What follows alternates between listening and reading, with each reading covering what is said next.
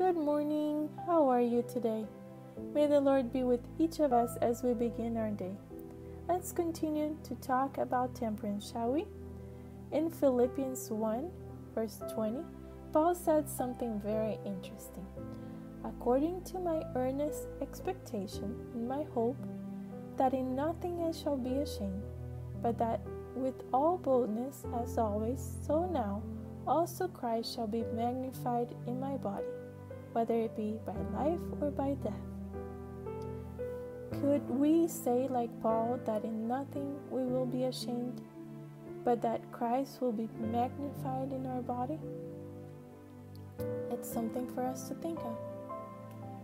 There are many now under the shadow of death who have prepared to do a work for the Master, but who have not felt that a sacred obligation rested upon them to observe the laws of health.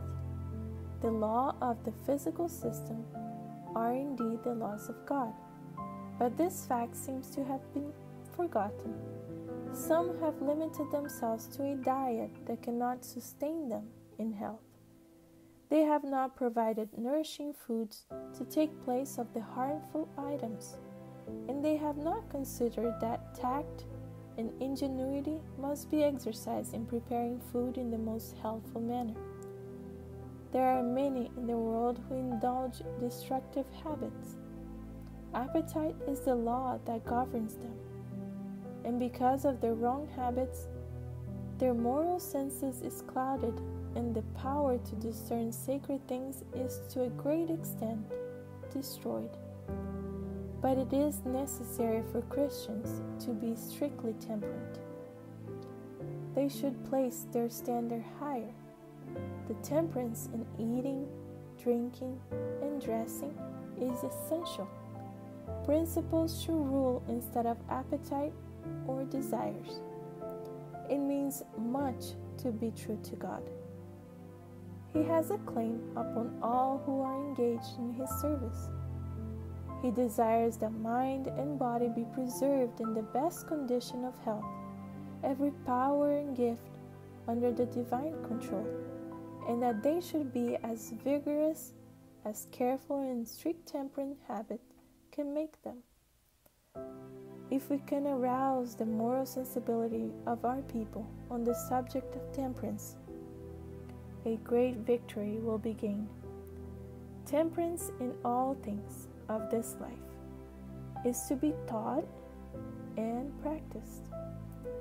Temperance in eating, drinking, sleeping, and dressing is one of the grand principles of the religious life.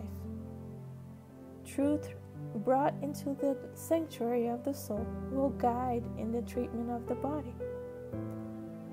Nothing that concerns the health of the human agent is to be regarded with indifference.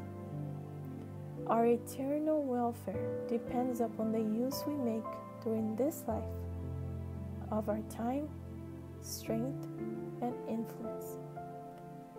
Temperance in all things, something extremely necessary.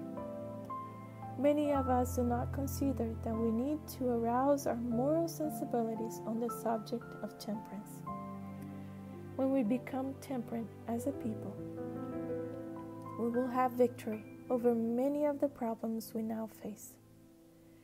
We need to be temperate in our eating, in our drinking, sleeping and working, dress, and enjoyments. We need to be careful so that we can obtain eternal life. We will not have eternal life until we learn to be strictly temperate, following a standard of health, principles of health given by God.